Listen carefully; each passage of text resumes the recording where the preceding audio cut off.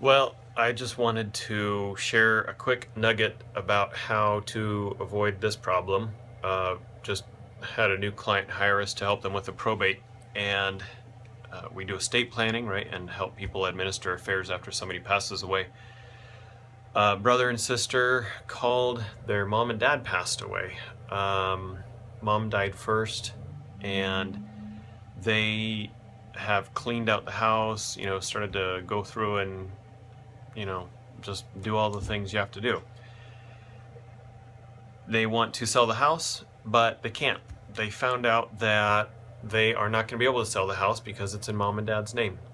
And when that happens and mom and dad pass away, that means the only way they can sell the house is by opening probate. And this is not going to be the most complicated probate in Arizona, right? I mean, there are complicated probates. This is actually, from our perspective, doing this all the time, this is one of the more simple versions of probate, but it's still, you have to go through it and you have to spend extra money and wait. There's timelines you got to wait for.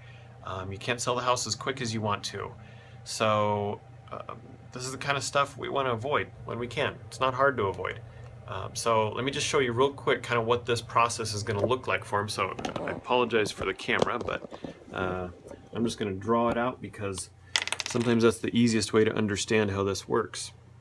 So probate, this simple version that we have to go through for them is really just 4 steps, and there's all kinds of timelines in between them, and what needs to happen.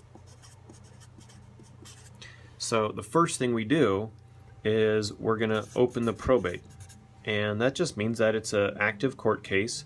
And in this particular version of probate, we got to file a bunch of things. There's costs and all kinds of fees that go along with that. But at the end of this part of opening it, we've got these magic documents that lawyers, we call them the letters, right? The next thing, after we open the probate, is we inventory. And by that, I mean we get the family or whoever the executor is to create a really nice detailed list of all the assets and how much everything was worth, right? And then the next step, we're going to be dealing with claims, expenses, making sure all those things are paid off and satisfied before we get to the part everybody wants. Distributions, where we get to actually distribute money to the heirs. Once all of that's done and all the distributions have been taken care of, well, I guess we didn't put this in here, we'll tuck it in taxes, right? We got to deal with taxes. Once all that's done, then we can do the final step, which is to close. And all that means in this type of probate process is we notify the court that everything's been done, it's been done properly, nothing is left to be done, and we can finish it up. So that's the process this family has to go through to just sell a house. It's not like this is an expensive house. This is a pretty